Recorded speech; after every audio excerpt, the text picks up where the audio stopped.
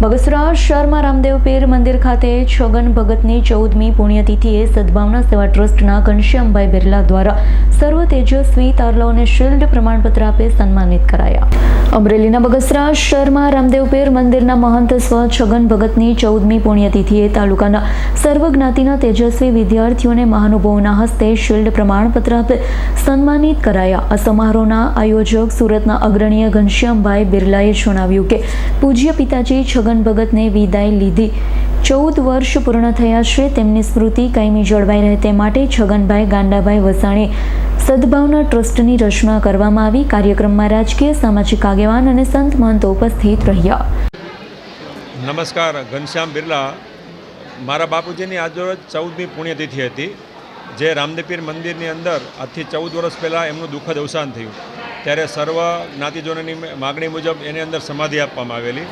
તેની પાછળ અમે એક વિદ્યાર્થીઓનો સન્માન સમારોહનું આયોજન કરેલું। બગસરા તાલુકાના સર્વ જ્ઞાતિ સર્વનું સન્માન સમારોહનું આયોજન કરી અને 9 ધોરણથી માંડી અને 12 ધોરણની અંદર કે જે બાળકો તેજસ્વી હતા, 1 થી 3 નંબર જેને આવ્યા એ લોકોને અમે સન્માનિત કર્યા।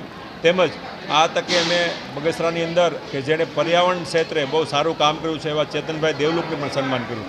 બગસરા મારું વતન તો બગસરા છે, સુરત મારી કર્મભૂમિ છે, પણ કહેવાય છે ને કે વતનની માટી ક્યાંથી, એમ મને પોતાને હું સુરતમાં તો ઘણા સામાજિક કાર્યો સાથે જોડાયેલો છું। ત્યારે મને એમ થયું કે બગસરાની અંદર મારે શું કરી શકું કે જેનાથી બગસરા બરાબર મારું વતનનું ઋણ તો ક્યારે પણ નહીં ચૂકવી શકાય, પણ વતનની અંદર આવા કામ કરી અને જેનાથી આ બાળકો જ્યારે શિક્ષણમાં કોઈક સારા ક્ષેત્રમાં આગળ વધશે અને એની માટે એનો અંશ પણ કદાચ ક્યારેક મારામાં આવશે કે ભાઈ ચાલો મેં આવું કાંઈ કામ મારા બગસરા ગામ અને તાલુકા માટે કર્યું હતું, ત્યારે મને પોતાને બહુ જ સારા આનંદની લાગણી થશે કે મેં મારા વતન માટે કામ કર્યું હતું।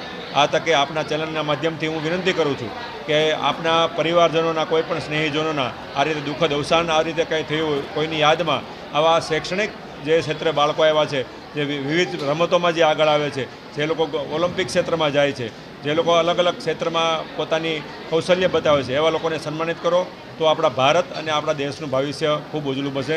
વંદે માતરમ, ભારત માતા કી જય।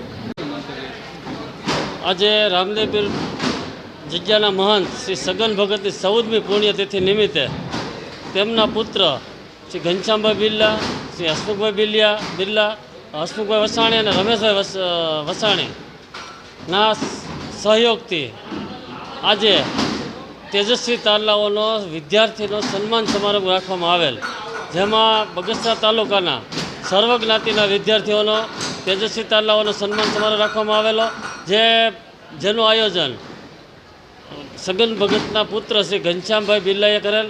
ઘનશ્યામભાઈ બિરલાની બહુ મોટી સેવા આ સમાજમાં પડી છે, જેમણે પોતાએ 108 વખત બ્લડ ડોનેશન કરેલ છે, તેમજ તેમણે સરહદી વિસ્તારમાં સૈનિકોનું સન્માન તેમને માટે પણ કામ કરેલા છે।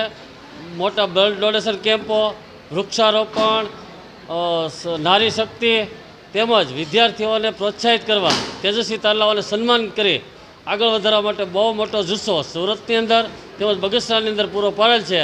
એ નિમિત્તે આજે બગસરામાં જે આ વિદ્યાર્થીઓનું સન્માન કરેલ, જેમાં કલેક્ટર શ્રી ઠેસિયા સાહેબ તેમજ બગસરાની બહોળી સંખ્યામાં જનતા ઉપસ્થિત રહી તેમને વિદ્યાર્થીઓને પ્રોત્સાહિત કરવામાં આવે।